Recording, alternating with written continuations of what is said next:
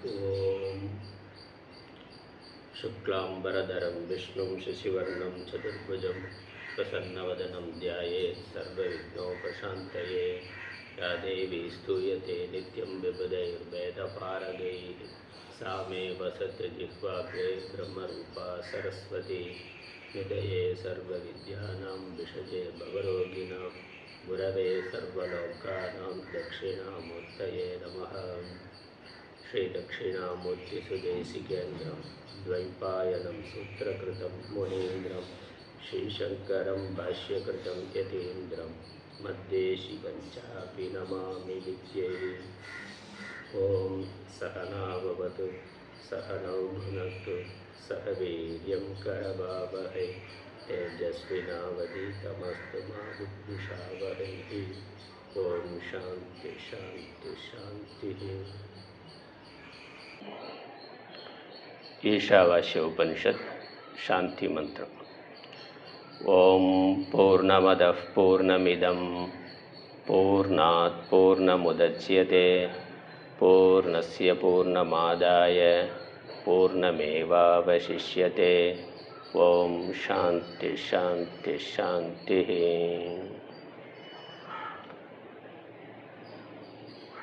मंत्रम 1। ओम ईशावास्यमिदं सर्वं यत्किञ्च जगद्यां जगत् तेन त्यक्तेन भुञ्जीताः मा घृतः कस्य स्विद्दनम्।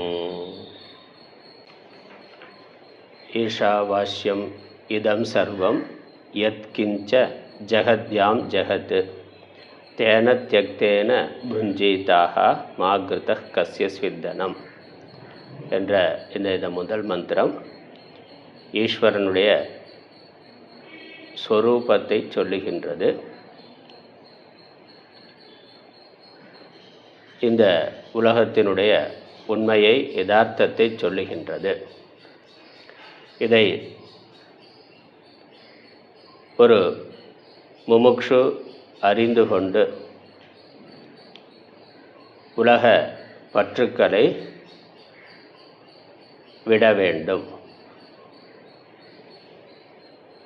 அவ்வாறு விடுதலை சம்சாரத்திலிருந்து விடுபடுவதற்கான உபாயம். இதுதான் இந்த மந்திரத்தினுடைய தாத்பரியம். இந்த உலகமானது ஈஸ்வரனால் வியாபிக்கப்பட்டுள்ளது. ஆகவே ஈஸ்வரனை பற்றிய ஞானத்தினால் ஒருவன் இந்த உலகத்தை மறைக்க வேண்டும். நம்ம இந்த உலகம் என்று பார்க்கின்ற பொழுது இதில் இருக்கக்கூடிய நாம ரூபங்களை வேதங்களைத்தான் பார்க்கின்றோம். அதான் சத்தியம் என்று நினைக்கின்றோம். இந்த உலகத்தினுடைய மூலம் என்ன, ஆதாரம் என்ன என்று ஆராய்கின்ற பொழுது உலகம் பரமாத்மாவினால் ஆனது, பரமாத்மாவை ஆதாரமாக காரணமாக கொண்டுள்ளது. உலகத்திற்கு மூலம் ஒரே பொருள், அது வெவ்வேறு தோற்றங்களாக இருந்தாலும் உலகம் ஒரே ஆதாரத்தை கொண்டதாக இருக்கின்றது, ஒரே மூலத்தை கொண்டதாக இருக்கின்றது. அந்த காரணத்தை பற்றிய ஞானத்தினால் காரியங்களை மறைக்க வேண்டும் என்பது இந்த முதல் வரியினுடைய பொருள். தங்கம் என்ற தோற்றங்களை மட்டும் நாம் பார்க்கிறோம். இந்த தோற்றங்களுக்குள்ள பேதங்கள் இருக்குது, வேறுபாடுகள் இருக்குது. இந்த தோற்றங்களுக்கெல்லாம் ஆதாரம் என்ன, எங்கே இது இருக்கின்றது, இந்த நகை என்பது எங்கே இருக்கின்றது என்று பார்க்கின்ற பொழுது நகைகளுக்கு ஆதாரமாக தங்கம் இருக்கின்றது. அந்த தங்கத்தை பற்றிய அறிவினால் நகைகளை நாம் மறைக்க வேண்டும். நகைகள் தங்கத்தினால் வியாபிக்கப்பட்டுள்ளன என்று புரிந்து கொண்டு நகைகள் பொய்யானவை என்று அவற்றை விளக்க வேண்டும் என்பதுதான் தாத்பரியம். மரத்தை மறைத்தது மாமத யானை, மரத்தில் மறைந்தது மாமத யானை. பரத்தை மறைத்தன பார்முதல் பூதங்கள், பரத்தில் மறைந்தன பார்முதல் பூதங்களே என்று திருமந்திர பாடல். இதே கருத்து தான் ஒரு மரத்தினால் செய்யப்பட்ட யானை இருக்கின்றது, மர யானை. சாதாரணமாக அதை பார்க்கிற பொழுது, தூரத்தில் இருந்து பார்க்கிற பொழுது உண்மையிலேயே யானை இருப்பதான தோற்றம் இருக்குது. ஒரு குழந்தை அதை பார்க்கிற பொழுது அதை சத்தியமாக கருதுகின்றது. இப்போ மரம் என்ற அந்த அடிப்படை பொருள் அது தெரியவே இல்லை, யானைங்கிற தோற்றம் மாத்திரம் தெரிகின்றது. அந்த தோற்றத்தை பார்த்து அந்த யானைங்கிற வஸ்து இருக்குது என்று அச்சப்படுகின்றோம் அல்லது ஆச்சரியமாக அதை பார்க்கின்றோம். ஆனால் பக்கத்தில் அருகில் சென்று பார்க்கின்ற பொழுது உண்மையிலே என்ன இருக்குது என்று ஆராய்ந்து பார்க்கின்ற பொழுது அங்கு யானை இல்லை, மரம்தான் இருக்கின்றது. அது மரத்தினால் செய்யப்பட்ட யானை. வாஸ்தவமாக மரம்தான் இருக்குது, யானை இல்லை. மரம் யானை என்ற தோற்றத்தில் இருக்கின்றதே ஒழிய யானை என்று அங்கு இல்லை. அந்த மரத்தை பற்றிய அறிவு வருகின்ற பொழுது யானையானது மறைந்து போய்விடுகின்றது. முதல்ல யானை மரத்தை மறைத்திருந்தது, காரியமானது காரணத்தை மறைத்திருந்தது. காரணத்தை பற்றிய விவேகம் ஏற்படுகின்ற பொழுது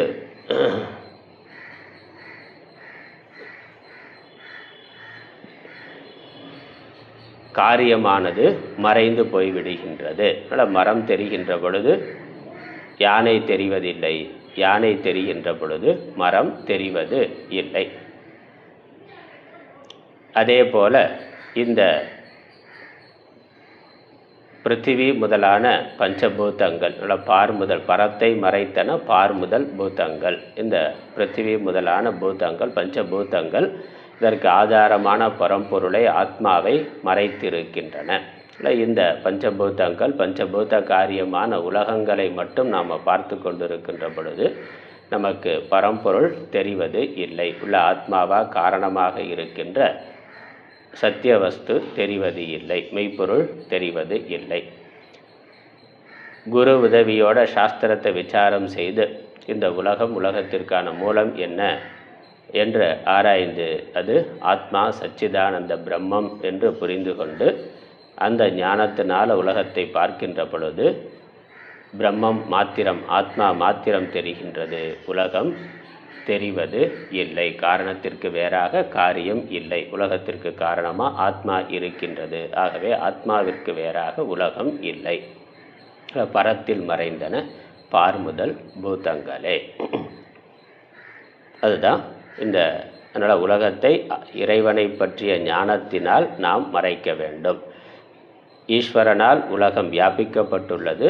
அந்த ஈஸ்வரனை பற்றிய ஞானத்தினால் நாம் இந்த உலகத்தை மறைக்க வேண்டும் என்பது.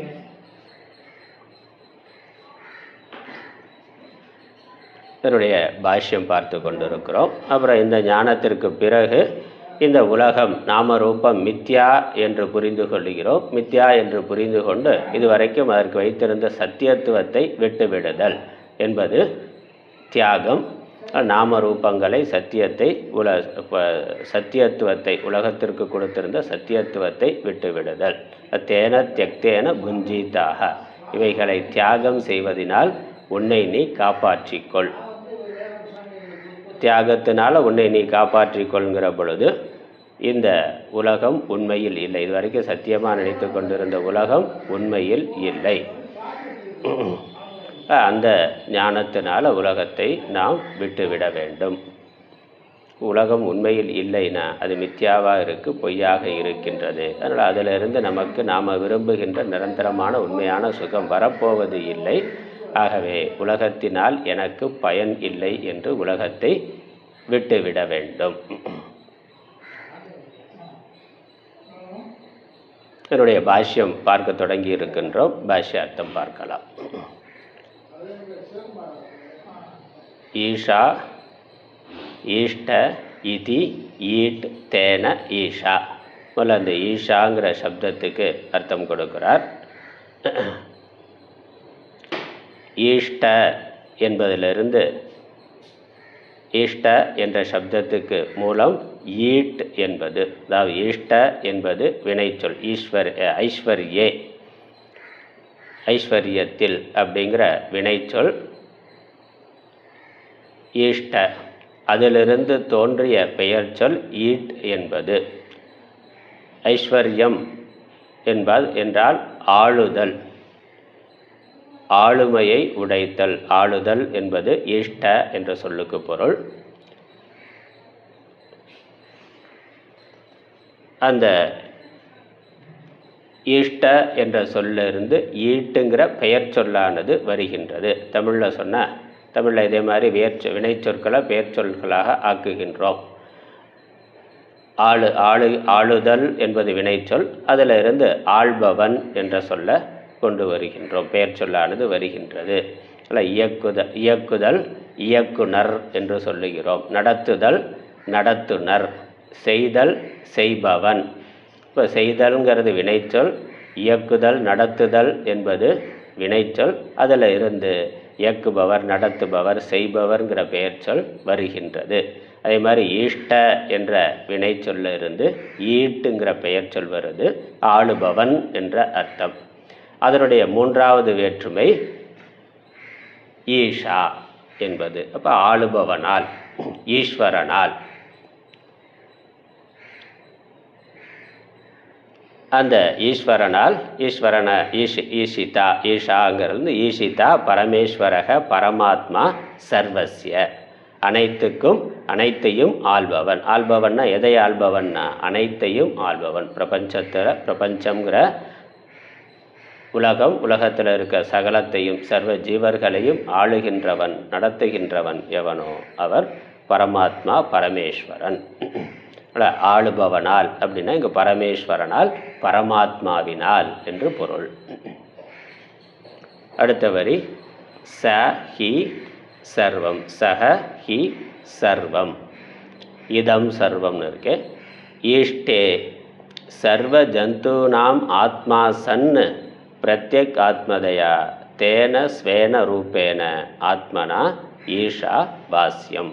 பாஸ்யம்னா ஆச்சாதனீயம், மறைக்கப்பட வேண்டும், மறைக்கத்தக்கதாக ஆகும், மறைக்கப்பட வேண்டும். அந்த ஈஸ்வரன் பரமேஸ்வரன் எங்கே இருக்கிறாருனாக்கா சர்வ ஜந்தூனாம் ஆத்மா சன், எல்லா ஜந்துக்களுடைய எல்லா ஜீவர்களுடைய ஆத்மாவாகவும் இருந்து அவர் ஆளுகிறார். ஆளுகிறார்னா எங்கேயோ ஏதோ ஒரு லோகத்தில் ஏதோ ஒரு உலகத்தில் இருந்து ஆளுகிறாருங்கிற எண்ணம் புரிதல் வரும். அதனால் ஆச்சாரியார் சர்வம் ஈஷ்டே, அனைத்தையும் ஆளுகிறார். எங்கிருந்து ஆளுகிறார்னா சர்வ ஜந்தூனாம் ஆத்மா, ஒவ்வொரு உயிர்களுடைய உள்ளத்திலிருந்தும் உள்ளே இருந்தும் அல்ல ஒவ்வொரு உயிர்களுக்கும் ஆத்மாவாக இருந்து ஆளுகின்றார். பிரத்யேக ஆத்மதயா, ஒவ்வொன்றுலையும் பிரத்யேக்காக தனித்தனியாக ஒவ்வொன்றிலும் ஆத்மாவாக இருந்து, ஒவ்வொன்றும் தனித்தனியாக நம்ம உடல்களை வைத்து சொல்லுகின்றோம், எல்லாவற்றுள்ளும் உள்ளே ஆத்மாவாக இருந்து ஆளுகின்றார். அதனால் இதுதான் உண்மை. அதனால் உலகத்திற்கு காரணமாக ஈஸ்வரன் இருக்கிறார்னா காரியத்திற்கு வேறாக அந்த காரியத்துள் காரணமானது இருக்கின்றது, காரணத்திற்கு வேறாக காரியம் இல்லை. அதை பற்றியெல்லாம் நம்ம விரிவாக சென்ற வகுப்புகளை பார்த்துருக்கிறோம். அதனால் எல்லாவற்றுள்ளும் ஆத்மாவாக எது இருந்தால் அது இருக்குமோ, எது இல்லை என்றால் இவைகள் இருக்காதோ அது அதற்கு ஆதாரம், அது அதற்கு ஆத்மா. அப்படி ஆத்ம ரூபமாக இருந்து அனைத்தையும் ஆளுகின்றார், நடத்துகின்றார். தேன ஸ்வேன ரூபேன ஆத்மனா ஈஷா பாஸ்யம். அந்த தன்னுடைய ரூபமான ஆத்மாவினால் ஈஷா, ஆத்மாவாகிய ஈஸ்வரனால், ஈஸ்வர ரூபத்தினால் ஆச்சாதனீயம். அல்ல இறைவன் உலகை ஆளுகிறார். முதல் விஷயம், இறைவன் உலகை ஆளுகிறான். இறைவன் உலகை எங்கிருந்து எப்படி ஆளுகிறான்? அனைத்துள்ளும் ஆத்மாவாக இருந்து உலகை ஆளுகின்றான். அதனால் நான் யார் என்று ஒருவன் விசாரம் பண்ணா, நான் என்பது இந்த உடல் மனம் புத்தி இவைகள் மட்டுமல்ல, இவைகள் தோற்றமாக அத்தியாசமாக இருக்குது, இவைகளுக்கு காரணமாக உள்ளே வேறே ஒன்று இருக்கின்றது, அது ஆத்மா. அதனால் நான் யார்னு விசாரம் பண்ணி முதல்ல ஒருவன் நான் ஆத்மா என்று புரிந்து கொள்ள வேண்டும். அந்த ஆத்மா எது என்றால் அது பரமாத்மா. சகல பிரபஞ்சத்தில் இருக்கக்கூடிய சகல நாமரூபங்களுக்கும் ஆதாரமாக எது இருக்கின்றதோ, காரணமாக இயக்குவதாக எது இருக்கின்றதோ அதுவே என்னிடத்தில் எனக்கு ஆதாரமாக எனக்கு காரணமாக ஆத்மாவாக இருக்கின்றது. நான் ஆத்மா, ஆத்மா ஈஸ்வரன். ஈஸ்வரனால் உலகம் வியாபிக்கப்பட்டுள்ளது என்று சொன்னால் என்னால் உலகம் வியாபிக்கப்பட்டுள்ளது. நான் ஆத்மான்னு முடிவு பண்ணிட்டா இப்போ ஆத்மாவினால் உலகம் வியாபிக்கப்பட்டுள்ளதுன்னா என்னால் உலகம் வியாபிக்கப்பட்டுள்ளது என்ற ஞானத்தினால் இந்த உலகம் என்பதை உலகத்தை நாம் மறைக்க வேண்டும். அதனால் ஸ்வேன ரூபேன ஆத்மனா வாஸ்யம் ஆச்சாதனீயம்.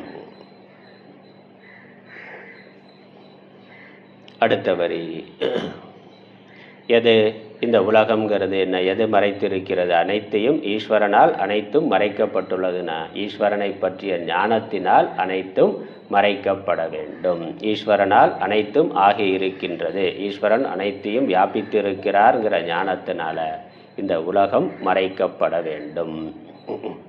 உலகம்ங்கிறது அது விளக்கம்தான். அது அனைத்துங்கிறதுக்கு விளக்கம் இதம் சர்வம். அடுத்த பாஷ்யத்தில் அடுத்த வரி, இதம் சர்வம் எது கிஞ்ச எத் கிஞ்சித்து, எத் கிஞ்சங்கிறதுக்கு எத் கிஞ்சித்து ஜெகத்யாம், ஜெகத்யாம் என்பதனுடைய பொருள் பிருத்திவியாம். பிருத்திவியாம்னா இந்த பிரபஞ்சம், பிரபஞ்சத்தில். ஜெகத், ஜெகத் என்பதற்கு தத் சர்வம் ஸ்வேன ஆத்மனா ஈஷேன பிரத்யகாத்மதையா அகம் ஏவ இதம் சர்வம் இது பரமார்த்த சத்யரூபேன அனிருத்தம் இதம் சர்வம் சராச்சரம் ஆச்சாதனீயம் ஸ்வேன பரமாத்மனா. ஜெகத் முதல்ல ஜெகத்யாம்னு இருக்குது, பிறகு ஜெகத்துன்னு இருக்குது. ஜெகத்யாம் என்பது பிரபஞ்சத்தில் உள்ள, பிரபஞ்சத்தில்னு அர்த்தம். ஜெகத், ஜெகத்துங்கிறது பிரபஞ்சத்தில் உள்ள சகல நாம ரூபங்களையும் உபலட்சணமாக காட்டுகின்றது. உலகத்தில் உள்ள எல்லா பொருட்களும், எல்லா பதார்த்தங்களும், எல்லா நாம ரூபங்களும். ஸ்வேன ஆத்மனா ஈஷேன, ஈஸ்வரனால். ஈஸ்வரன் எப்படி இருக்கிறார்? ஸ்வேன தன்னுடைய ஆத்மாவாக இருக்கின்ற ஈஸ்வரனால். பிரத்யேகாத்மதையா எப்படி? அகம் ஏவ இதம் சர்வம் இது பரமார்த்த சத்தியரூபேன, நானே இவை அனைத்துமாக இருக்கின்றேன். ஆனால் நான் ஆத்மாவாக இருக்கின்றேன், ஆத்மா பரமாத்மா. ஆகவே நானே, அது பரமாத்மா தான் உலகமாக இருக்கிறார். ஆகவே நான் ஆத்மாவே உலகமாக இருக்கின்றது, நான் உலகமாக இருக்கின்றேன், நானே இவை அனைத்துமாக இருக்கின்றேன் என்று பரமார்த்த சத்திய ரூபேன, பரமார்த்த சத்தியமாக விவகாரத்தில் இவைகள் வேறு வேறாக தெரிகின்றன. பாரமார்த்தியமாக இவைகள் என்ன என்று பார்த்தால் இவைகள் ஒரே ஆத்மா. நான் அந்த ஆத்மாங்கிறதுனால நானே இவை அனைத்தும் என்று புரிந்து கொள்ளணும். அதனால் என்னாச்சு? அனிருத்தம் இதம் சர்வம் சராச்சரம். இப்போ இது நான் ஒன்று தான் எல்லாமாக இருக்கிறது என்றால் இங்கே தெரியக்கூடிய பேதங்கள் எல்லாம் என்ன என்றால் அவைகள் அனிருத்தம், பொய்யானவை, தோற்ற மாத்திரமானவை. ஒரே தங்கம்தான் எல்லா நகைகளாகவும் இருக்கின்றது என்று சொல்லுகின்ற பொழுது, எல்லா நகைகளுள்ளும் தங்கம் வியாபித்து இருக்கின்றது என்கின்ற பொழுது அந்த நகைகள் என்பது என்னன்னா, நகைகள் தோற்ற மாத்திரம், அவைகள் வாஸ்தவமாக இல்லை. அதனால் அனிருத்தம்.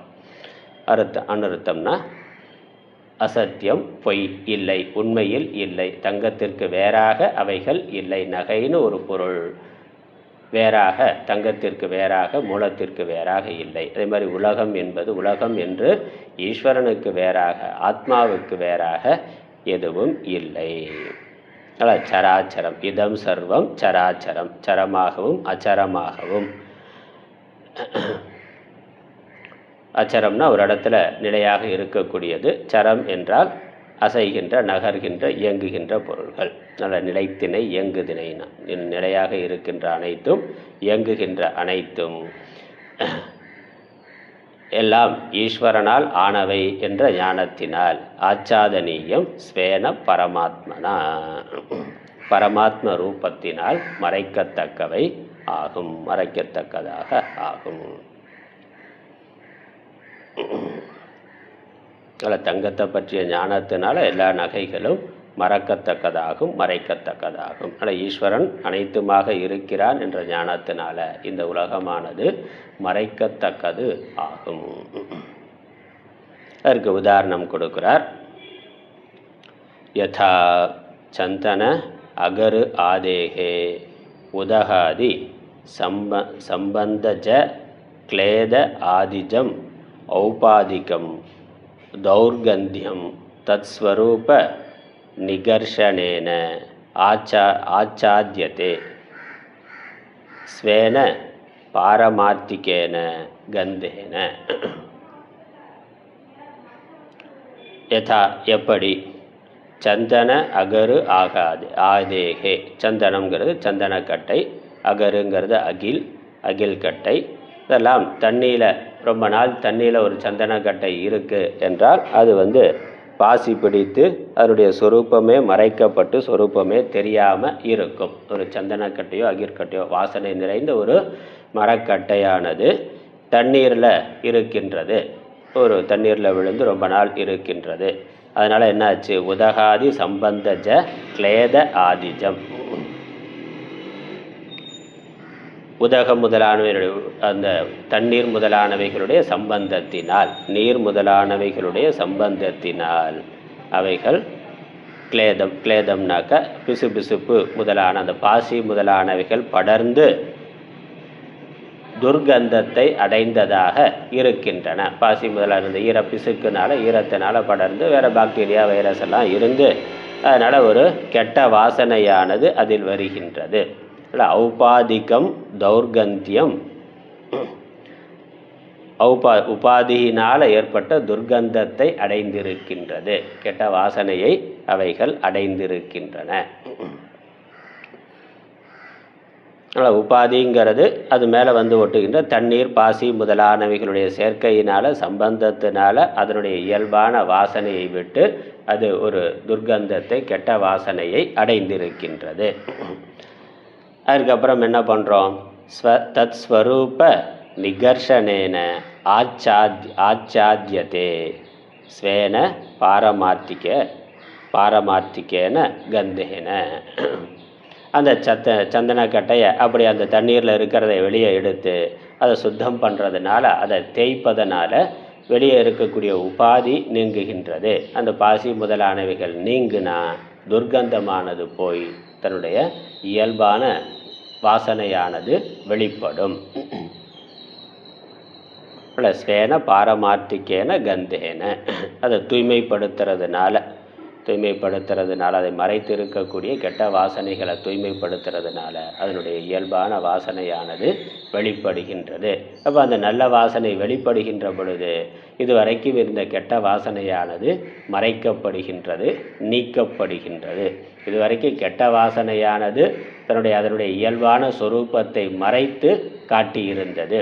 இப்போ அதை நம்ம தூய்மைப்படுத்துறதன் மூலம் அதனுடைய இயல்பான வாசனையானது வெளிப்பட்டு அந்த துர்கந்தத்தை நீக்குகின்றது. இப்போ மறைக்கின்றதுங்கிறது நீக்குகின்றதுங்கிற அர்த்தம். அதனால் அஞ்ஞானத்தினால நாமரூபத்துக்கு சத்தியத்துவம் கொடுத்து நான் உடம்பு, இந்த உலகம் இருக்கிறது, இதெல்லாம் எண்ணற்ற பேதங்களோடு இருக்கின்றது, பிறப்பு இறப்பு, அதுக்கு நடுவில் மாறுபடும் தன்மை, அப்புறம் அதனால்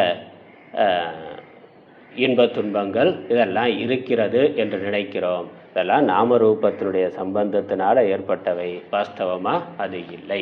இல்லை, இங்கே ஆதாரமாக ஆத்மா தான் இருக்குன்னு புரிந்து கொள்வதன் வாயிலாக இந்த நாமரூபங்கள் நீக்கப்பட வேண்டும். அது அடுத்த வரியில் சொல்கிறார். நான் உதாரணத்தில் சந்தனக்கட்டை அகிர்கட்டை தண்ணீருடைய சம்பந்தத்தினால மாசுபட்டு இருக்கின்றது. அந்த மாசை நீக்குகின்ற பொழுது அதனுடைய இயல்பான கந்தமானது வெளிப்படுகின்றது. அந்த கந்தத்தினால இதுவரைக்கும் இருந்த துர்கந்தமானது மறைக்கப்படுகின்றது, நீக்கப்படுகின்றது. அதுபோல தத்வத்து, தத்வத்து ஏவ ஹி ஸ்வ ஆத்மனி அத்தியஸ்தம் ஸ்வாபாவிகம் கர்த்திருத்வ போக்திருத்வ ஆதி லக்ஷணம். நான் ஸ்க்ரீன் ஷேர் பண்ணுறேன், டெக்ஸ்ட்டு பார்க்க முடிஞ்சா பாருங்கள், டெக்ஸ்ட்டு பார்க்கலாம்.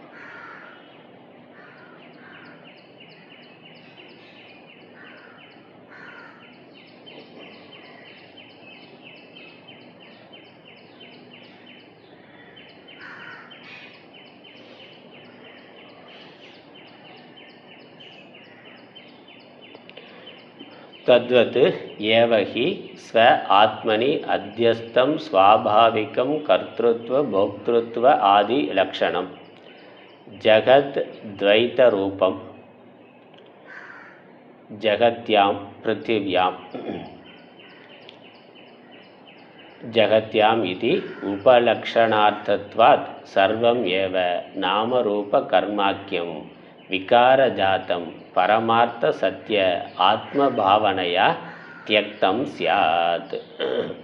தத்வத் ஏவ அதுபோலவே சந்தன கட்டையில் இருக்கக்கூடிய உபாதியினால் வந்த துர்க்கந்தத்தை நீக்கி அதனுடைய இயல்பான கந்தத்தை வெளிப்படுத்தி அதன் மூலம் துர்க்கந்தத்தை நீக்குவது போல ஸ்வ ஆத்மனி தன்னுடைய ஆத்மாவிடத்தில், ஸ்வ ஆத்மன்னா தன்னை ஜீவனா உபாதியை வைத்து கொண்டு ஜீவனா நினைத்திருக்கிறான். உள்ள ஆத்மா இருக்கு, நான் ஆத்மா என்று தன்னுடைய ஆத்மாவிடத்தில், நான் என்பதனிடத்தில், நல்ல ஸ்வ ஆத்மனினா தன்னிடத்தில் என்ற அர்த்தம். நான் யாருன்னு தெரியாமலே தான்கிறத வைத்து கொண்டு அந்த தன்னிடத்தில் உபாதி உடலை மையமாக கொண்டு நான் என்று வைத்து கொண்டு அத்தியஸ்தம் கல்பிக்கப்பட்டிருக்கின்ற ஸ்வாபாவிகம் இயல்பா அஜானத்தினால இயல்பா வருகின்ற கர்த்திருத்வ போக்திருத்துவ ஆதி லக்ஷணம், கர்த்திருவம் போக்திருத்துவம் முதலான லக்ஷணங்களை உடைய நான். வாஸ்தவமாக இங்கே நான்னு சொல்வதற்கு தகுதியாக இருக்கிறது ஆத்மா தான். ஏன்னா அதான் சத்தியமான பொருள். நகைன்னு சொல்கிற பொழுது நகை இருக்கிறது என்று சொல்லுகின்ற பொழுது அங்கே தங்கம் இருக்கிறது என்பது தான். ஆனால் அந்த இருப்புத்தன்மை தங்கத்தை குறிக்கக்கூடியது. அதே மாதிரி நான் இருக்கிறேன், நான் அறிகிறேன்னு நாம் சொல்லுகின்ற பொழுது அங்கே வாஸ்தவமாக இருக்கிறது ஆத்மா தான். ஆனால் நான்கிறது ஆத்மாவை குறிக்கும், நான்கிறது ஆத்மா தான். ஆனால் நம்ம நான் ஆத்மாங்கிறத அறியவில்லை. அதுமேலே உடம்பு முதலானவைகளை கல்பித்து அந்த நாமரூபத்தை சேர்த்து தான் நம்ம பார்க்கிறோம். அதனால் அத்தியஸ்தம் கல்பிதமாக இருக்கின்ற உடம்பு முதலானவைகளால் ஆத்மாவிடத்தில் கல்பிதமாக வந்திருக்கின்ற கர்த்திருவம் போக்திருத்துவம், நான் செயல்களை செய்கின்றேன், செயலுடைய பலனை அனுபவிக்கின்றேன். அதனால் கர்த்தா போக்தாங்கிற அந்த தன்மை கர்த்திருவம் போக்திருத்துவம் மற்ற எல்லா விதமான லட்சணங்களும், எனக்கு இது வேணும் அது வேணும், ராகம் துவேஷம் மற்ற எல்லாமே அதெல்லாம் அத்தியஸ்தமாக ஆத்மா மேல் அஞ்ஞானத்தினால் செய்யப்பட்டிருக்கின்றது. அவைகளை இந்த கடைசி வரியை பார்க்கணும். பரமார்த்த சத்திய ஆத்ம பாவனையா தியக்தம் சியாத். இந்த பரமார்த்த சத்தியமான ஆத்ம ஞானத்தினால், வாஸ்தவமாக இருக்கக்கூடிய பரமாத்மாவை பற்றிய ஞானத்தினால் தியக்தம் சியாத் விடத்தக்கதாக ஆகும். ஆத்ம ஞானத்தினால் இந்த கல்பிதங்கள் கர்த்திருவம் போக்திருத்துவம் முதலான லட்சணங்களை உடைய பிரபஞ்சம் அனைத்தும் விடத்தக்கது ஆகும். அந்த ஜகத் முதலான பதங்களுக்கு விளக்கம் கொடுக்கிறார். ஜகத்னா துவைத்த ரூபம், துவைத்த ரூபமாக நாமரூபமாக இருக்கக்கூடிய சகலமும். ஜகத்யாம்னா பிருத்திவியாம், ஜகத்யாம் இது உபலக்ஷணார்த்தத்வாத் சர்வம் ஏவ நாமரூப கர்மாக்கியம் விகாரஜாத்தம். உலகம் என்று சொல்லப்பட்டிருக்கிறது. உலகத்தில் இருக்கக்கூடிய சகல பொருள்களுக்கும் உபலக்ஷணமாக இருக்குது. என்னவா இருக்குது உலகம்? நம்ம எதை பார்க்குறோம்? நாம ரூபம் கர்மா. உலகத்தில் ஒரு மரம் செடி கொடி விலங்கு பறவை சூரியன் சந்திரன்னு சொல்கிற பொழுது ஒன்றொன்றுக்கு ஒரு ரூபம் இருக்குது. அந்த ரூபத்துக்கு ஏற்றாற் போல் ஒரு நாமம் சொல்கிறோம். அப்புறம் அதற்குன்னு ஒரு குறிப்பிட்டு விசேஷமான கர்மாங்கிறது இருக்கின்றது. மண்ணிலிருந்து பானை செய்த உடனே பானை என்று ஒரு ரூபம் வருது, பானைங்கிற ஒரு நாமம். அதற்குன்னு அந்த பானை மண்ணினை பயன்படுத்த முடியாத ஒரு பயன்பாடு அந்த பானைக்கு இருக்கின்றது. அது கர்மா. பானையில் தண்ணி ஊற்றி வைக்க முடியும், மண்ணை அப்படி பயன்படுத்த முடியாது. அப்போ காரணம் காரியமாக ஆகின்ற பொழுது, மண்ணுங்கிற காரணமானது பானைங்கிற காரியமாக ஆகின்ற பொழுது அதற்குன்னு ஒரு பயன்பாடு இருக்குது, அதற்குன்னு ஒரு வடிவம் இருக்குது, அதற்குன்னு ஒரு பெயர் இருக்குது. ஏன்னா மற்ற பொருள்களுக்கும் அதற்கும் வேறுபாடு வருது. ஒரே மண்ணில் இருந்து நம்ம அண்டா குண்டா சட்டின்னு அநேக பதார்த்தங்களை அநேக பாண்டங்களை பண்ணலாம். இப்போ மண் ஒன்றாக இருந்தாலும் அதனுடைய காரியமாக வந்திருக்கக்கூடிய அந்த நாம ரூபங்களில் ரூபத்தில் வேறுபாடு இருக்குது, பயன்பாட்டில் வேறுபாடு இருக்குது. அதனால் அதற்கு பெயரும் வேறுபடுத்தி வைத்திருக்கிறோம். இதெல்லாம் விகாரம். அதனால் விகார ஜாத்தம். அந்த மண்ணுங்கிற மூலப்பொருளை பலவிதமாக விகாரப்படுத்தி மாறுபடுத்தி அவைகளிலிருந்து தோன்றி இருக்கக்கூடிய எண்ணற்ற பாண்டங்கள். அதே மாதிரி பரமாத்மா என்ற பரபிரம்மம், அதன் மேலே மாயையினால் பல நாம ரூபங்கள் தோற்றுவிக்கப்பட்டிருக்கின்றன, கல்பிக்கப்பட்டிருக்கின்றன. அதுதான் பிருத்திவியா, இந்த பிரபஞ்சமாக உலகமாக தெரிகின்றது. இது உபாதியினால் கல்பிக்கப்பட்டது. பரமார்த்த சத்திய ஆத்ம பாவனையா இந்த நாமரூபமான உலகத்துக்குள்ள என்ன இருக்கின்றது என்றால் ஒரே பரமாத்மா இருக்கின்றது. அதனால் பரமாத்மாவை பற்றிய ஞானத்தினால் இந்த உலகம் என்ற தோற்றமானது மித்யா என்று புரிந்து கொண்டு விடத்தக்கது ஆகும். அதனால் இந்த ஞானம் அஞ்ஞானத்தை நீக்குகின்றது, அஞ்ஞான காரியமான சம்சாரத்தை நீக்குகின்றது. அதுதான் அந்த சம்சாரத்தை நீக்கிக் கொள்ள வேண்டும். பரமார்த்த சத்தியத்தை பற்றிய ஞானத்தினால் அஞ்ஞான காரியமான சம்சாரத்தை நாம் நீக்கிக் கொள்ள வேண்டும். அதான் விஷயம். எப்படி சந்தனம் வாஸ்தவமாக வாசனா ரூபம், அது இயல்பாக நல்ல நறுமணம் உடையது. சந்தன கட்டையானது இயல்பாக நறுமணம் உடையது. ஆனால் தண்ணீர் முதலானவைகளுடைய சம்பந்தத்தினால அது துர்க்கந்தத்தை அடைந்திருக்கின்றது. அதுக்கப்புறம் என்ன பண்ணுறோம்? அதை தூய்மைப்படுத்துகிறோம். அதை அரைத்து தேய்த்து தூய்மைப்படுத்துகின்ற பொழுது அந்த துர்க்கந்தமானது நீங்குகின்றது. துர்க்கந்தம் நீங்குகின்ற பொழுது அந்த இயல்பான கந்தமானது வெளிப்படுகின்றது. அந்த மாதிரி நம்ம வாஸ்தவமாக ஆத்மஸ்வரூபமாக இந்த பிரபஞ்சமே ஒரே பரம்பொருளால் ஆனதாக இருக்குது. அந்த பரம்பொருள் பூர்ணமானதாக இருக்குது. சச்சிதானந்த ஸ்வரூபமாக, ஆனந்தமே ஸ்வரூபமாக வடிவமானதாக அது இருக்கின்றது. ஆனால் இந்த மாயையினால் பண்ணப்பட்ட சத்துவம் ரஜஸ் தமஸ்ங்கிற முக்குணங்களால் மாயையினால் நாமரூபங்கள் கல்பிக்கப்பட்டு அதோடு சேர்ந்து இது பிறப்பு இறப்பு முதலான விகாரங்களை அடைந்ததாகவும், அதனால் இன்பத் துன்பங்களை வெறுப்பு முதலானவைகளை, இன்பத் துன்பங்களை, உயர்வு தாழ்வு, பலவிதமான ஏற்றத்தாழ்வுகள் என்னெல்லாம் உலகத்தில் ஏற்றத்தாழ்வுகள் இருக்கோ அதெல்லாம் அத்தியாசமாக ஏற்பட்டது. இந்த ஆத்மாவை பற்றிய, பரமாத்மாவை பற்றிய, பரம்பொருளை பற்றிய ஞானத்தினால நாம் இந்த நாமரூபங்களை நீக்கி இவைகள் மித்யா என்று விளக்குகின்ற பொழுது அதிலிருந்து தோன்றிய சம்சார பந்தமானது நீங்குகின்றது. அதான் துர்க்கந்தம் நீங்கிறது. இந்த உலகத்திலிருந்து வரக்கூடிய துன்பமானது நீங்குகின்றது. வாஸ்தவமான ஆத்மாவானது வெளிப்படுகின்ற பொழுது, ஆத்மாவானது வெளிப்படுகின்றதுன்னு ஆத்மா வெளிப்படுத்துறதுக்கு என்ன பண்ணணும்? ஞானம் தான் சாதனம். ஏன்னா வாஸ்தவமாக அது அதுவாக தான் இருக்குது. அஞ்ஞானத்தினால மூடப்பட்டதுனால அது சம்சாரத்தை அடைந்ததாக இருக்கின்றது. அஞ்ஞானத்தை நிவர்த்தி பண்ணி இது இருப்பதெல்லாம் இறைவனே. அதனால் முன்னாடி சொன்னார், அகம் ஏவ இதம் சர்வம்னா, நானே இவை அனைத்துமாக இருக்கின்றேன் என்ற ஞானமானது வந்தால் அதற்கு மேலே இந்த உலகத்தில் விரும்புறதுக்கும் ஒன்றும் இல்லை, வெறுப்பதற்கும் ஒன்றும் இல்லை. இருப்பது ஒன்று தான். இருக்கிறது ஒரே பொருள் தான். எனக்கு அந்நியமாக எதுவும் இல்லை என்கின்ற பொழுது எதை நான் விரும்புவது, எதை நான் வெறுப்பது. அப்புறம் நான் எப்படி இருக்கிறேன்? பிறப்பு இறப்பு இல்லாததாக பூர்ணமானதாக பரமாத்மாவாக நான் இருக்கின்றேன். நான் பரமாத்மா, இங்கு எல்லாமே பரமாத்மா, இருப்பது ஒன்று தான். இந்த பேதங்கள் எல்லாம் அத்தியாசம், கல்பனை.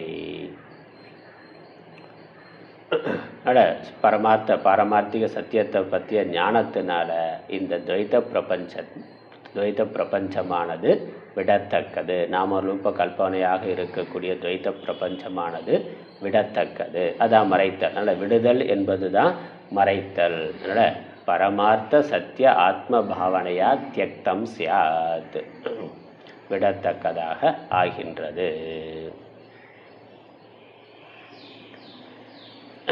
அடுத்த வரி, அதனால் முதல் வரிக்கான விளக்கம் பாஷ்யம் முடிஞ்சது. அடுத்த இரண்டாவது வரிக்கான பாஷ்யம்.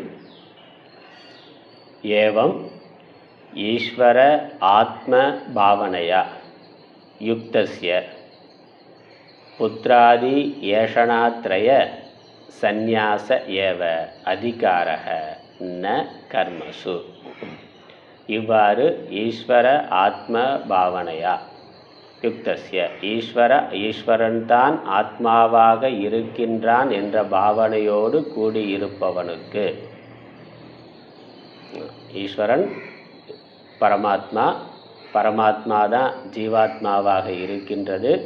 பரமாத்மா ஜீவாத்மாங்கிற பேதம் இல்லை, பிரபஞ்சம் முழுவதும் ஒரே ஆத்மாவால் ஆனதாக இருக்கின்றது. ஜீவாத்மா பரமாத்மான்னு ரெண்டு இல்லை, ஒரே பரமாத்மா தான் ஜீவாத்மாவாக ஒவ்வொரு சரீரத்திலும் ஒவ்வொரு உபாதியிலும் இருக்கின்றார். அதனால் நான் ஆத்மா பரமாத்மா என்ற புரிந்து கொள்ளுதலினால் அதோடு கூடிய அந்த ஞானத்தோடு கூடியிருப்பவனுக்கு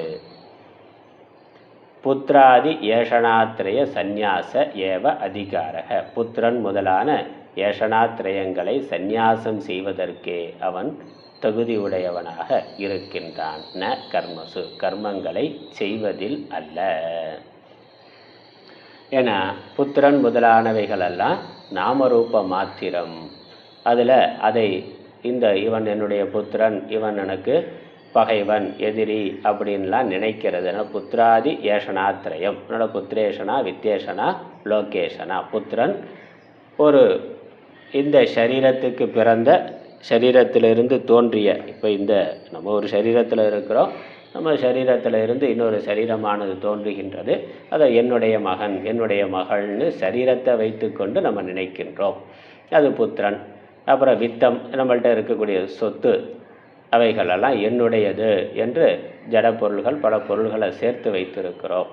அப்புறம் உலகம், இந்த உலகம் மறு உலகம் என்று மற்ற உலகங்கள், அசைகின்ற சொத்து அசையாத சொத்து புத்திரன் முதலான இவைகள் அனைத்தும். இதன் மேலே நமக்கு அபிமானமானது ஆசையானது இருக்கின்றது. இது நம்மை காப்பாற்றும் என்று நம்ம இவைகளை சேர்த்து வைத்திருக்கிறோம். அதனால் இதெல்லாம் நமக்கு புத்திரன் நம்மளை காப்பாற்றுவான், நம்மள்கிட்ட இருக்கக்கூடிய சொத்து நம்மளை காப்பாற்றும்னு நம்ம நினைக்கிறோம். ஆனால் இவைகளெல்லாம் வெறும் மித்யா நாமரூப மாத்திரம். அதனால் இதெல்லாம் எல்லாமே ஒரே ஆத்மாவால் ஆனதுங்கிற பொழுது இது புத்திரன், இது என்னுடைய சொத்து, இது இன்னொருடைய சொத்து, இது என்னுடைய புத்திரன், இது மாற்றானுடைய புத்திரன் அப்படிங்கிற பேதங்கள் எல்லாம் வெறும் கல்பிதம், விவகாரத்தில் இருக்கிறது, பாரமார்த்திகமாக இல்லை. ஆனால் இந்த உலகத்தில் ஒரு தேர்ந்தெடுத்து சில விஷயங்களை மட்டும் தேர்ந்தெடுத்து இவர்கள் எனக்கு உறவுகள், இவைகள் என்னுடையவை, எனதுங்கிற அபிமானம். அதனால் நான்கிற அபிமானம் சரீரத்தில், சரீரம் சார்ந்த உறவுகள் பொருட்கள் மேலே என்னுடையதுங்கிற அபிமானத்தை நாம் ஏற்படுத்தி கொள்ளுகின்றோம். அது எதனால் வருது? வேத புத்தியினால் வருது. வேத புத்தி எதனால் வருது? இந்த நாமரூபங்களை சத்தியம் நினைத்ததுனால வந்தது. நாமரூபம் தெரியுது, ஆனால் இவைகளெல்லாம் உண்மை பரம சத்தியம்னு நினைத்ததுனால, உடலே நான் நினைத்ததுனால வந்தது. இங்கே ஞானம் என்னது? இந்த நாமரூபங்கள் மித்யா, இருப்பது ஒரே பொருள். ஆனால் இருப்பது ஒரே பொருள்னு எவன் புரிந்து கொள்ளுகின்றானோ அதற்கு மேலே இந்த உலகத்தில் சிலவற்றை மட்டும் தேர்ந்தெடுத்து அதை விரும்புறது, மற்றவற்றை வெறுக்கிறதுங்கிறது சாத்தியம் இல்லை. வேத உணர்வு இருக்கிற வரைக்கும் தான் வெறுப்புங்கிறது ஏற்பட முடியும். எப்போ வேத உணர்வு இல்லை, இருக்கிறது ஒன்றுதான்ங்கிற தெளிவு இருக்கோ அப்பொழுது வெறுப்பு என்பது ஏற்படுவதற்கு இல்லை. கனவு காண்கிறோம், கனவுல பல விஷயங்கள் இருக்குது, பொருட்கள் இருக்குது. கனவுல சில உறவுகளும் கூட மனிதர்களும் கூட பார்க்கிறோம். கனவுல இருந்து விழித்த பிறகு எல்லாமே கனவு என்பது தெரிகின்றது. எதெல்லாம் நம்ம கனவுல பார்த்தோமோ, கனவுல நம்முடையதுன்னு எதை நாம் கருதினமோ, அப்புறம் பிறருடையதுன்னு எதை நாம் கருதினமோ, அதே போல் என்னுடையவர்கள் என்று யாரை நாம் கருதினோமோ, என்னுடையவர்கள் இல்லை என்று அந்நியர்கள் என்று யாரை நாம் கருதினோமோ, அதெல்லாம் கனவுக்குள்ளே இருக்கிற வரைக்கும் தான். அந்த கனவு மனதினால் கல்பிக்கப்பட்டது. அந்த கனவு ஒரே ஆதாரத்தை கொண்டது. மனசுக்கு வேற கனவுலகம்ங்கிறது வாஸ்தவமாக இல்லை. அதில் விழித்த உடனே என்ன ஆகுது? இது வரைக்கும் இருந்த நான் எனதுங்கிற பேத உணர்வானது நீங்கி விடுகிறது. எப்போ கனவுலேருந்து விழிக்கிறோமோ அப்போ அந்த ஒட்டுமொத்த கனவு உலகம் ஒன்றாக, அது பொய்யாக போய் விடுகின்றது. அதன் மேலே சிலவற்றை மட்டும் தேர்ந்தெடுத்து நான் வச்சுக்குவேன்னு நம்ம நினைக்க முடியாது. கனவுலேருந்து விழித்த பிறகு இதெல்லாம் நல்லா இருக்கே, இதெல்லாம் நம்ம சொத்து, நல்லா நம்ம வைத்து கொள்ளலாம் நினைக்க முடியாது. ஒட்டுமொத்தமாக அனைத்தும் நீங்கி விடுகிறது. கனவு கண்டவன் மட்டும் எஞ்சி இருக்கிறான். கனவு கண்டவனுக்கு அந்நியமாக எதுவும் இல்லைங்கிற தெளிந்த ஞானம். ஆகவே இரண்டாவது இல்லை, என்னுடையது உன்னுடையது, என்னுடையது இல்லைங்கிற பேதப்படுத்துவதற்கு ஒன்றும் இல்லை. ஆனால் இந்த தெளிந்த ஞானம், இந்த அத்வைத ஞானம் யாருக்கு வருதோ அதன் பிறகு அவர்கள் எந்த கர்மாவையும் செய்ய முடியாது. எந்த ஆசையையும் ஏன்னா கர்மா பண்ணணும்னா அதற்கு ஒரு ஆசை இருக்கணும். எந்த ஆசையும் இருக்காதுங்கிற பொழுது கர்மா நடக்காது. அதனால் சந்நியாச ஏவ அதிகாரக ந கர்மசு, சந்நியாசத்தில் தான் அவருக்கு அதிகாரம். அவருடைய உண்மையான பக்குவம் எல்லாம் விட்டுட்டு அமைதியாக சும்மா இருக்கிறது என்பது தான் அவருடைய விருப்பமாக இருக்கும். வேறு எதன் மேலையும் ஆசை பற்றானது ஏற்படாது. அதான் உண்மை. அதனால் ஞானம் தெளிவான பிறகு உலகத்தில் நம்ம எதையும் இது நல்லது இது கெட்டதுன்னு பாகுபடுத்தவே முடியாது. இதெல்லாம் இதுன்று பாகுபாடோடு இருக்கிறதோ அவைகள் சத்தியம் இல்லை. இந்த பாகுபாடுகளுக்குள்ள வேறுபடாமல் ஒரே பொருள்தான் இருக்கின்றது. அதனால் ஆதாரமான மெய்ப்பொருளை பற்றிய ஞானம் ஒன்றுதான். இந்த வேறுபாடுகள் எல்லாம் பொய்யானது என்ற தெளிவு இருக்கிற பொழுது நம்ம எதையும் சிலவற்றை மட்டும் தேர்ந்தெடுத்தல் என்பது சாத்தியம் இல்லை. அதனால் எல்லாமே தியாகம், சந்நியாசம் ஏவ அதிகாரம். கனவுலேருந்து விழித்த பிறகு கனவை விடுறதுன்னா முழு கனவையும் தான் விட முடியும். அதில் சில பொருளை மட்டும் வச்சுட்டு சில பொருள்களை விட்டு விடுகிறேன்னா, நல்லா இருக்கே நனவு உலகத்தில் எனக்கு இது இல்லை, கனவுல கிடைச்சது, ஆனால் அதை மட்டும் வச்சுட்டு மிச்சதெல்லாம் கனவு என்று நான் விட்டு விடுகிறேன்னு சொல்ல முடியுமான்னா, விழித்த பிறகு ஒட்டுமொத்த தோற்றமும் இதுவரைக்கும் இருந்த அனைத்தும் கனவு என்று அது விடத்தக்கது ஆகின்றது. அதன் பிறகு ஒன்றும் இல்லை. அதே தான் ந கர்மசு. அதன் பிறகு இந்த கர்மாவினால இந்த ஞானத்தை உடையவனுக்கு ஆகுவது ஒன்றும் இல்லை, செய்வதற்கு ஒன்றும் இல்லை. அதனால் தேன தியக்தேன, அதனால் இந்த ஞானத்தினால தியாகேன, தியக்தேன தியாகேன இத்தியர்த்தக. ஆகவே அனைத்தையும் விட்டு விடுவாயாக என்றர்த்தம். தியாகத்தினால், அதனால் தியாகத்தினால். அதுக்கப்புறம் என்னது, புஞ்சீதாகாங்கிற வார்த்தை இருக்குது. புஞ்சீதாகனா பாலயேதாகா, காப்பாற்றி கொள்வாயாக. இந்த ஞானத்தினால் உன்னை நீ காப்பாற்றி கொள்வாயாக. என்னது, இந்த ஞானத்தினால், இந்த ஞானத்தினால் வந்த தியாகத்தினால் உன்னை நீ காப்பாற்றி கொள்வாயாக. அதனால் முதல்ல வர வேண்டியது ஞானம், அந்த ஞானத்தினால் வர வேண்டியது தியாகம், அந்த தியாகத்தினால் உன்னை நீ காப்பாற்றி கொள்வாயாக. ஏன்னா தியாகம் இல்லைன்னா என்னாகும், மீண்டும் பற்று வரும். அதான் சொல்கிறாரு, இந்த உலகத்தில் வேறு எதுவும் நம்ம காப்பாற்றாது, இந்த ஞானம்தான் காப்பாற்றும்னா. வேறு எதுவும் காப்பாற்றாதுங்கிறதுக்கு விளக்கமாக ஆச்சாரியர் சொல்கிறார், நகி தியக்தக மிருதக புத்திரக வா பிருத்யக வா ஆத்ம சம்பந்திதாயா அபாவாத் ஆத்மானம் பாலயதி அதக தியாகேன இதி அயம் ஏவ வேதார்த்தக. ஒரு நம்மால் கைவிடப்பட்ட வேலை, நம்மளுடைய புத்திரன் இருக்கிறார், இல்லை நம்ம இடத்துல வேலை செய்யக்கூடிய ஒரு வேலைக்காரர் இருக்கிறார். ஒரு காலத்தில் அவர்கள் வேண்டாம் என்று நம்ம விட்டு விடுகிறோம், தியாகம் செய்து விடுகிறோம், அல்லது அவர்கள் இறந்து போய் விடுகிறார்கள். வேலைக்காரன் நம்ம விட்டு போயிடலாம் அல்லது இறந்து போகலாம். புத்திரன் இருக்கலாம், ஆனால் திருமணமானவன தனி கொடுத்தனம் போகிறேன்னு போயிடுறான்னா, அதனால் அவர் போய் விடுகிறார், புத்திரன் போய் விடுகிறான், இல்லை உலகத்தை விட்டு விதி முடிஞ்சது மரணம் அடைந்து போய் விடுகிறான்னு அந்த பிரிந்து போன அல்லது இறந்து போன புத்திரனோ வேலைக்காரனோ அதுக்கு மேலே நம்ம காப்பாற்றுவாரான? காப்பாற்ற முடியாது. அப்போ யார் நம்மை காப்பாற்றுவார் என்று நாம் நினைத்து கருதி நம்ம பாதுகாத்து கொண்டு இருக்கிறோமோ, அதற்காக நம்மளுடைய முழு வாழ்க்கையும் தியாகம் செய்து கொண்டு இருக்கிறோமோ, அபிமானம் கொண்டு இருக்கிறோமோ, அதனால் இன்ப துன்பங்களை அனுபவித்து கொண்டு இருக்கிறோமோ, சம்சாரத்தை அடைந்து இருக்கின்றோமோ, எது இருந்தால் நாம் இல்லை என்று நாம் நினைக்கிறோமோ, யார் இருந்தால் நாம் இல்லைன்னு நினைக்கிறோமோ, அவர்கள் ஒரு நாள் நீங்கி போகக்கூடியவர்கள். அப்படி நீங்கி போயிட்டா அதுக்கப்புறம் அவர்களால் நம்மை காப்பாற்ற முடியுமான்னு பையன் நம்மளை பாதுகாப்பான், பையன் நம்ம காப்பாற்றுவான் நினைத்து கொண்டு நம்மளுடைய புத்திரர்கள் குழந்தைகளுக்காக நம்ம நம்மளுடைய முழு வாழ்க்கையும் தியாகம் பண்ணுறோம். ஆனால் கடைசி காலத்தில் பையன் நம்ம காப்பாற்றுவாங்கிறதுக்கு கேரண்டி இருக்கான்னா? திருமணமான பிறகு என்ன எப்படி மாறுகிறதுன்னு தெரியலை. முதியோர் இல்லத்தில் தனி குடித்தனம் போயிடுறான், இல்லைனாக்கா முதியோர் இல்லத்தில் கொண்டு போய் விட்டுறான்.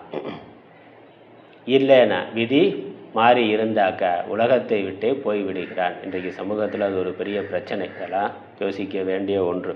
ஒரு குழந்தை போதும், ஒரு குழந்தை போதும்னு நிறையா நினைக்கிறார்கள். குடும்ப கட்டுப்பாடு, சொத்து பிரிஞ்சு போயிடும், ஏதோ ஒரு காரணம். ஒரு குழந்தை போதும், அதுக்கு மேலே நம்மளால் வளர்க்க முடியாது, படிக்க வைக்க முடியாது, ஒன்றே போதும் அப்படின்னு ஒரு குழந்தையை பெற்றுக்கொண்டு வளர்க்கிறார்கள்.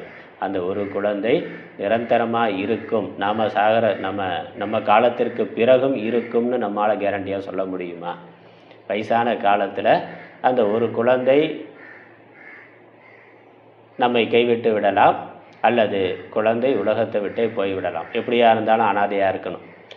குழந்தை இருந்து நாம் இறந்து போனாலும் அந்த குழந்தைக்கு அதுக்கு மேலே வேறு உறவு கிடையாது, அது அனாதையாக இருக்குது.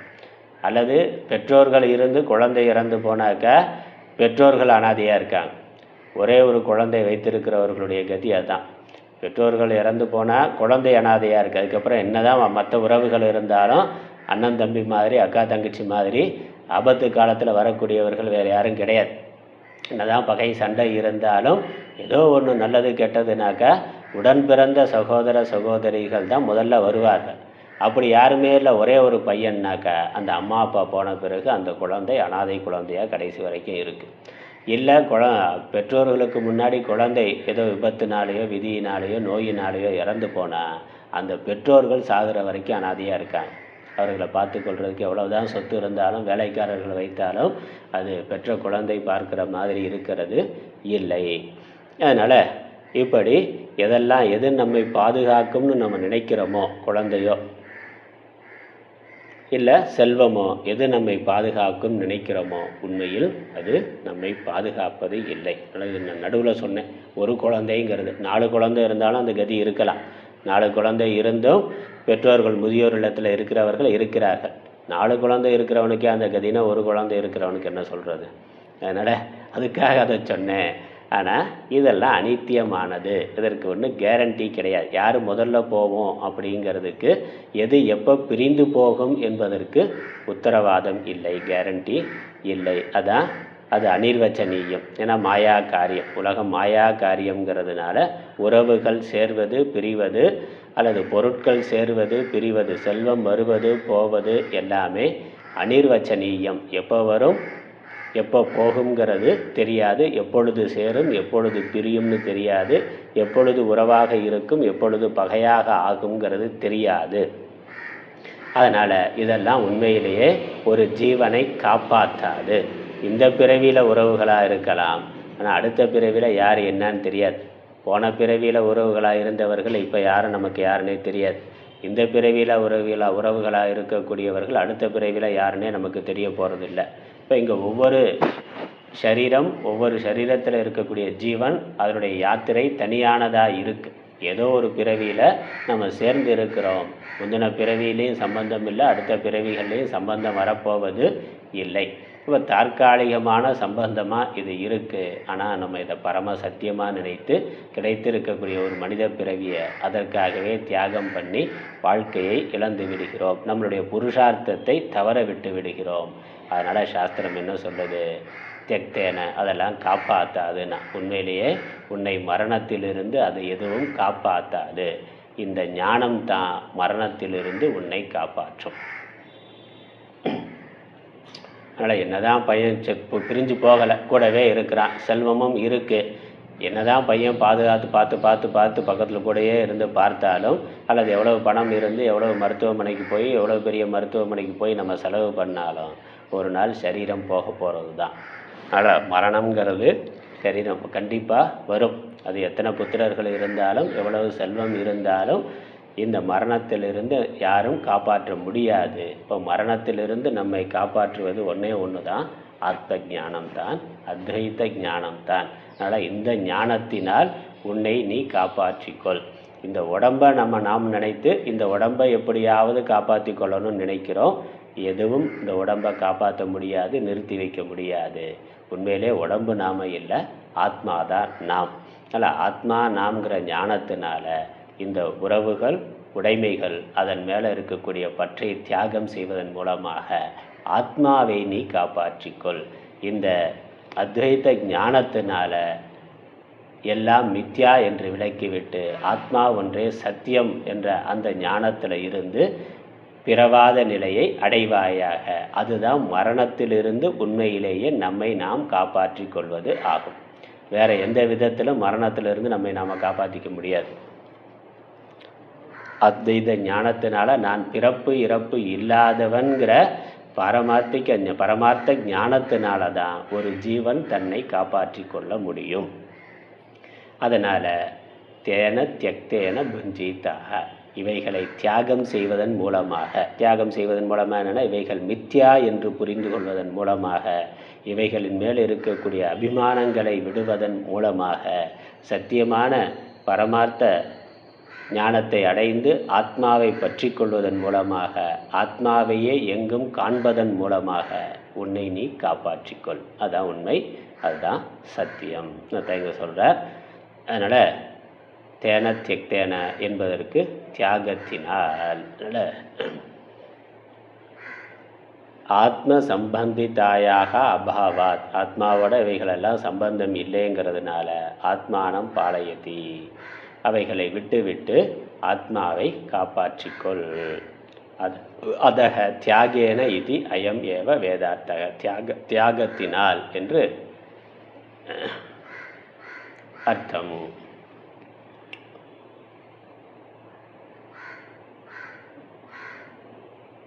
புஞ்சிதாக பாலயேதாக.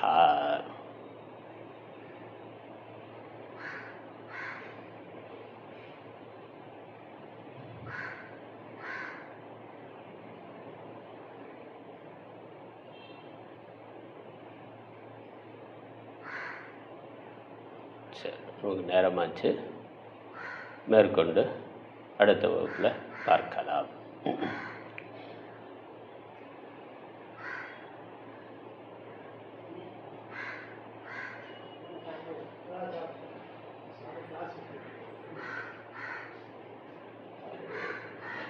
ஓம் ஈஸ்வரோ குருராத்மேதி மூர்த்திபேத விபாகினே व्योमवद्व्याप्तदेहाय दक्षिणामूर्तये नमः. ஓம் பூர்ணமதः பூர்ணமிதம் பூர்ணாத் பூர்ணமுதச்யதே பூர்ணஸ்ய பூர்ணமாதாய பூர்ணமேவாவசிஷ்யதே. ஓம் சாந்தி சாந்தி சாந்தி. ஹரி ஓம்.